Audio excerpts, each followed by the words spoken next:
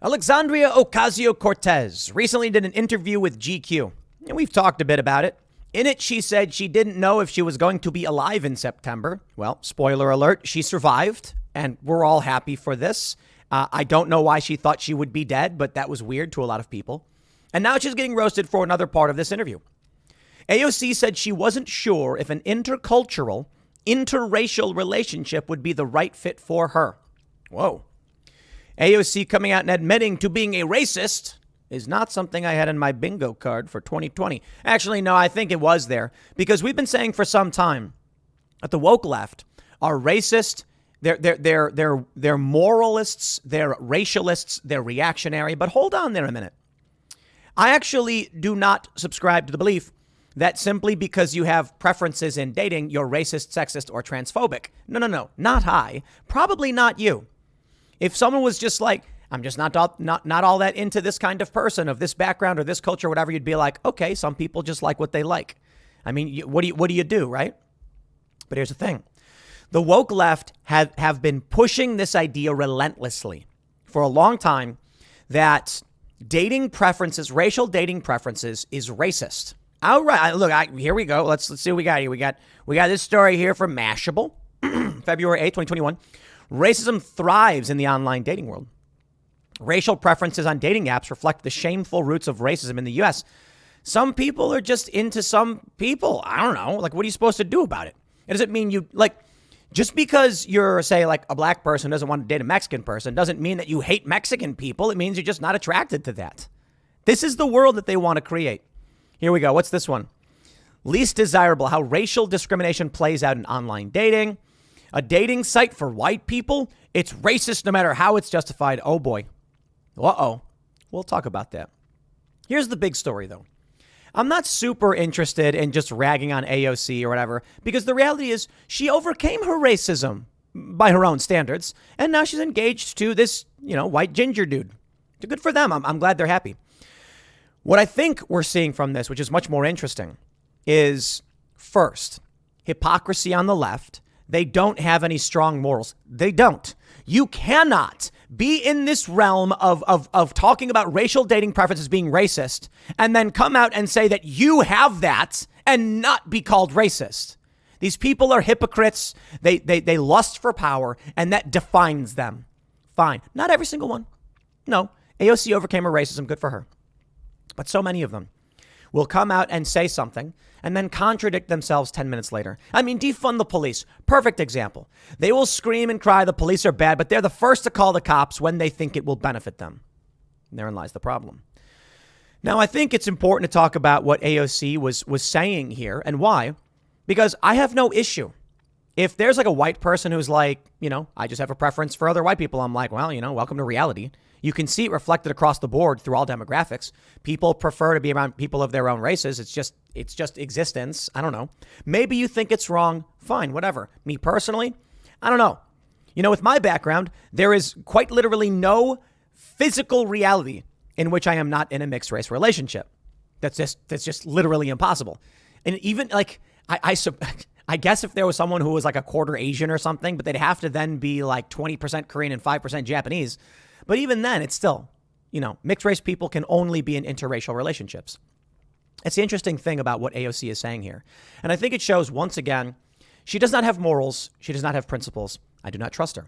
But the actual story here that I think is important is this. From Newsweek, plummeting birth rates could lead to hyper-liberal future. Wrong, Newsweek. Plummeting birth rates will lead to civil war. And I said it. And it will lead to a conservative future. But I want to get into this. But first, I want to talk to you about, AOC and her preference and how this plays into what's going on, because this is important. Insider, I just want to say it. I don't want to bury the lead. AOC instantly becomes more conservative the moment she talks about getting married. Isn't that interesting? And I don't mean to say that wanting to be in a same race relationship is a conservative thing inherently.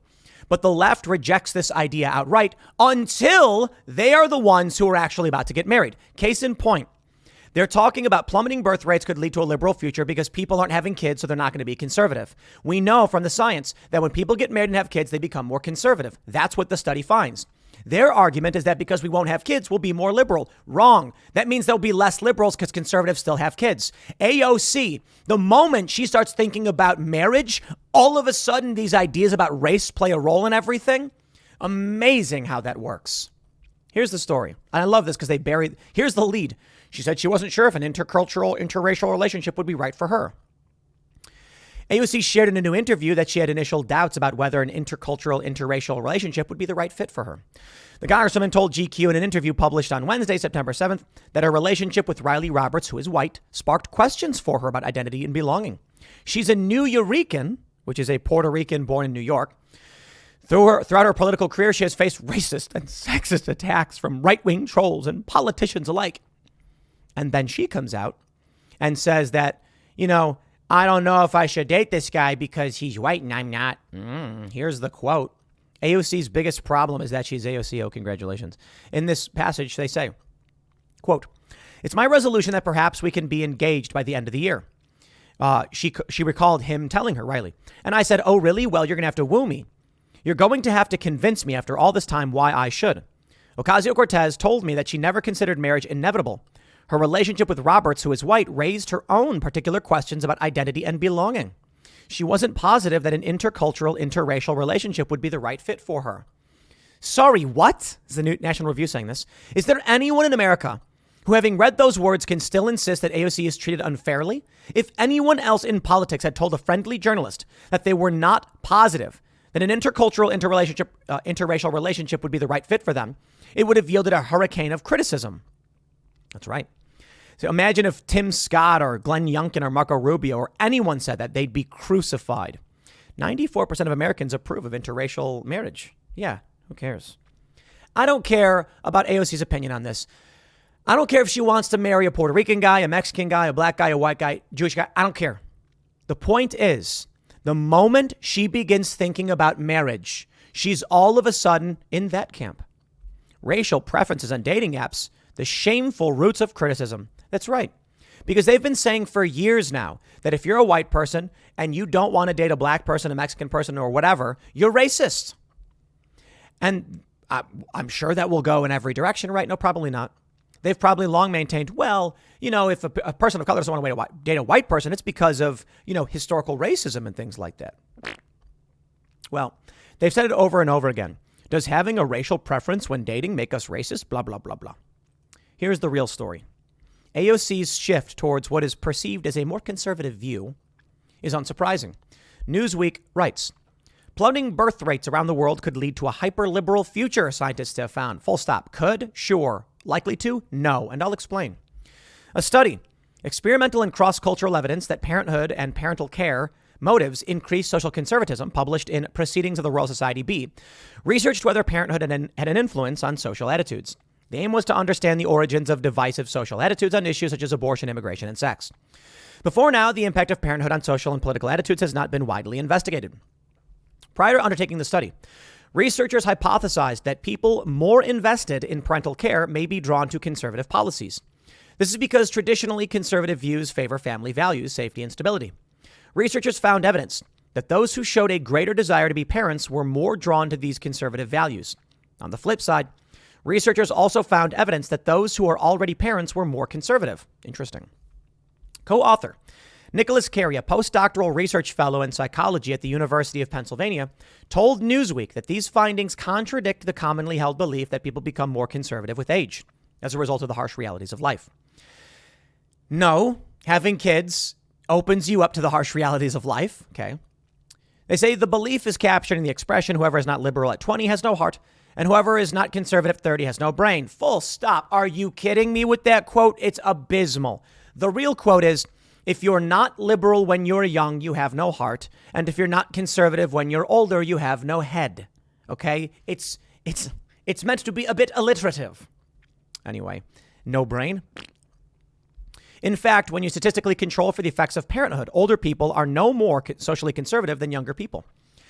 The researchers believe that in light of the findings and globally declining birth rates, this could lead to a more liberal future. That's because if people don't want children or put off having babies, they are less likely to have conservative attitudes. Given that birth rates are declining in most of the world, but increasing sharply in some regions, The current findings could have profound implications on the political landscape of the future. Specifically, our rulings would suggest that global increases in childlessness could potentially contribute to a process of liberalization on social issues. How can you be so myopic? Are you kidding me with this? Less kids means less people to vote for your policies. Is that hard to realize? Amazing. Conservative people still have kids. Liberal people don't have kids. The end result is going to be this. Right now, we are experiencing hyperpolarization. I wonder why that is. Millennials are aborting their kids and sterilizing them. Well, I should say liberals. Conservatives are still having kids. Conservatives are conservative, have kids, become more conservative. Liberals who don't have kids become far left, self-interested, and egotistical. But they don't have kids. So in 20 years, who's going to vote to replace them? Who's going to vote for them in their stead? Better phrasing. Let me give you some basic math scientists to help you consider why you're wrong. So you have 50 liberals, 50 conservatives. They range in all age demographics. 20 years goes by. 20 years goes by, and here's your voting block.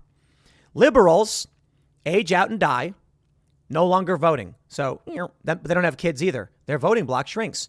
I'll do this. For those that are watching, here's what I'm trying to do. I'm trying to paint a picture with my hands. That's all I got, right? So let's say my thumbs represent the younger age, and my fingers up top represent the older age bracket. Older age people, you can't go higher than this. After you go up, you die. So here's the top of that limit. They're not having kids. The left voting bracket is shrinking because there's no kids. But conservatives, while they are dying, are still having kids, albeit they're having less kids. Hey, what's happening? How are you going to have a hyper-liberal future when there's no liberals to vote for those policies? Was that so hard to consider? Conservatives have kids. Conservative kids have kids. The left keeps responding to me in this regard, being like, yes, but liberals do have children as well. Yes, they have less. It's just math. Over a long enough period of time, we're dealing with attrition. Liberals have less kids. They're more likely to remain liberal into old age, thus creating a bigger push further left for that voting block. Fine. We can do another dimension here. Conservatives are going to float around here in this space, but liberals with less kids are going to move further and further left. Hey, that's literally happening right now. The liberalization of the left, the leftization of the left is easily, explained because they're not having kids. So as they're getting older, traditionally, liberal people would have kids and they would be liberal, but they would become a little bit more conservative in some areas. Without having kids, they just keep drifting further and further left. But they're shrinking as well. Sorry. So what do they got to do? They have to recruit from your kids on the right to maintain their social dominance. But I do not believe that will happen. It doesn't make sense. So look, we know they say socialists don't have kids, they have yours. The left doesn't have kids, they have yours. Right. But at a certain point, conservatives start reacting to this and saying, no, hey, school choice, homeschooling, micro schools. There's only so many children that can be pulled away from the right to the left to make up for that deficit. So when they say this, well, when we look at the data, there's less kids happening. You are not talking about political ideology. They're looking at 100 people. They're saying, here's 100 people in one group. Oh, no, there's less kids. Therefore, this means it's going to be a more liberal future. What they're not realizing is that it's not the same. Conservatives still have more kids. And that means over time, the left will cease to exist and conservatives will exist. Now, with less kids from conservatives, there may be a slight liberalization of conservatives, but all that's going to happen is it's going to rebalance back to where it originally was. As the far leftists don't have kids and then begin to cease to exist, conservatives will drift slightly leftward because they have less kids, but then you're going to get the traditional left-right dichotomy again, like we saw in the 90s or whatever. You're going to have traditional liberals, you're going to have traditional conservatives, and the far left, gone, because they don't have kids at all. There you go. They say, in 2020, the U.S. had a birth rate of 55.8 births per 1,000 women. This is a 20% decline compared to the rate in 2007, which was 69.3. Yes, of course. Scientists believe this is down to increased opportunities for women in education and the workforce and the increased cost of living and raising kids. I think so. Kerry said it's difficult to say what the political landscape will look like in 50 years and whether less people having children will have a direct impact on this. But if it is the case that parenthood contributes to social conservatism, this might contribute to the liberalization of countries where childlessness is increasing or where people are putting off parenthood until later in life. Okay, here's the issue. Conservatives right now have kids. They say things like, I don't want you giving my kid a sex change. Liberals don't have kids and say things like, you should. Leftists who are pushing this convince their more liberal peers to adopt this, and then they sterilize their children with sex change medication or surgery. Not only are they not having kids, but the policies of leftism are resulting in them sterilizing the kids they do have. Not every family, not every single one, but it's called attrition. Over a long enough period of time, you will cease to exist. 20 years from now, these 30-year-old millennials will be in their 50s. If they don't have kids, they ain't going to be having kids then. Of the people who did have kids and sterilized them, those kids are going to grow up and not be able to have kids either. There will not be a liberal generation following this. It's going to keep shrinking and shrinking. And even though, yes, conservatives are having less kids, it's shrinking slower.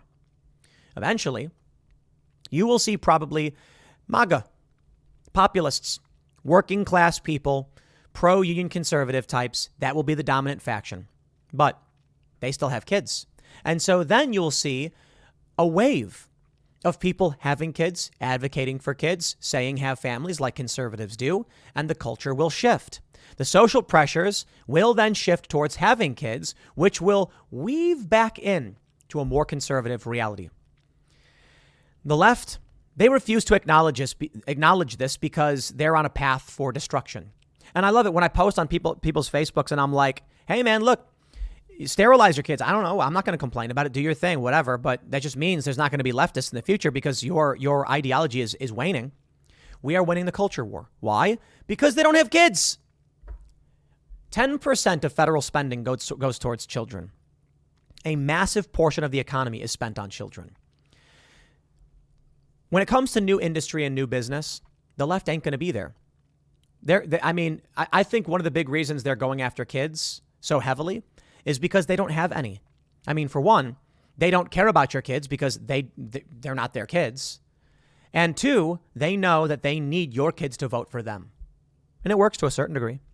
But now conservatives are pushing back with school choice and homeschooling. I recently provided a contribution in the low five figures to a micro school, a Christian micro school. Me, myself, I don't consider myself Christian. I do believe in God. And so I think the values that they have there will be good for these kids. And it's better than woke values. So I'll take what I can get. I have tremendous respect for Christian moral values, but I'm not a big fan of the organized religion outright, nor do I believe it's true. Just not my thing. So I provided that contribution because we're going to win. That's the reality. A micro school pops up. I think they're taking in like 60 to 80 kids or something like that. They needed some funding. And I said, absolutely, I will contribute to this. Got to put your money where your mouth is. But it's also, I allocate funding where I think it's important. And I think that's important for our future. So when people like me and others are advocating for school choice, for pod learning, where communities bring their kids together, micro schools, which is effectively pod schooling, basically what they do is there's a building. Parents all bring their kids in, and it's effectively tutoring. It's not a real school accredited by the government. But it's a micro school. So these kids are going to be instilled with more conservative values. Lo and behold, there's going to be religion involved. Oh, heavens. Good. I prefer liberal-leaning post-Christians to woke moralists. Probably because that's where I am. I think anybody who, I'll put it this way. There's a great meme. And it's the IQ bell curve of like really low, really high, and then the middle average. And on the really low end is a guy who looks unwell, who's like, God's real. A person in the middle crying, saying God's not real. And then a very smart person as a monk being like, God is real. It's interesting how many scientists, the overwhelming majority, believe that God is real and all of that stuff. And, I think the issue is people who are overt atheists have a simplistic view of what God is or means. And I think people who start asking deeper philosophical questions, study spirituality, start to say, They either become agnostic or say, you know, I do think there is something. I'm not going to pretend to have all the answers. Absolutely not. But I think woke moralists, I shouldn't even call them moralists. They have no moral framework. They're dangerous. I think that it's important that we educate kids in the understanding of, you know, external philosophies. I don't think religion is perfect for that. I don't think religious schools will teach all of that. But I think it gets a little bit closer than woke secularism or whatever, atheism. I have no problem with atheists. I have a problem with ideological zealots. And that's what the woke have become. So keeping kids away from that's probably a good thing. So I'll put it this way. I'm willing to put my money where my mouth is. I'm willing to make sure kids are getting a better education and upbringing. And I'll say this. I don't have kids. I don't have any kids. I'm 36. Yeah, probably should. And, you know, maybe. We'll see. But I understand what the left is doing to steal kids away. I have strong moral values that are rooted in my understanding of, well, I have strong moral values, and I understand they're rooted in a Christian moral framework. That's why I like it. The story of Sodom and Gomorrah, if there's but one righteous person, you know, spare this town. And there's a lot of bad things in there, don't get me wrong, but we've retained so much good. Innocent until proven guilty, I think, is a strong and important moral value. And thus, I think if I don't have kids, well, I can at least, with the work I do, provide in a direction that's going to make a better future. I don't fault AOC for her interracial dating preference, you know, for her being opposed to it or whatever. I think that's fine that people just have preferences in dating and whatever. Some people have, you know, some dudes want to bang dudes. It's like, well, that's their preference, I guess. You're not going to call them sexist because they're not getting with women, are you? That's stupid. People just like what they like, I guess. But the point here is amazing how this narrative of it's racist to have racial preferences is just out the window now. AOC, the moment she starts thinking about marriage, she immediately falls back to some kind of, I guess you'd call it traditional conservative value, huh? How about that? That's what they'd call it. Amazing. Amazing. We'll see what the future has in store for us. But I think this is extremely myopic what they're saying. Next segment's coming up at 1 p.m. on this channel. Thanks for hanging out, and I'll see you all then.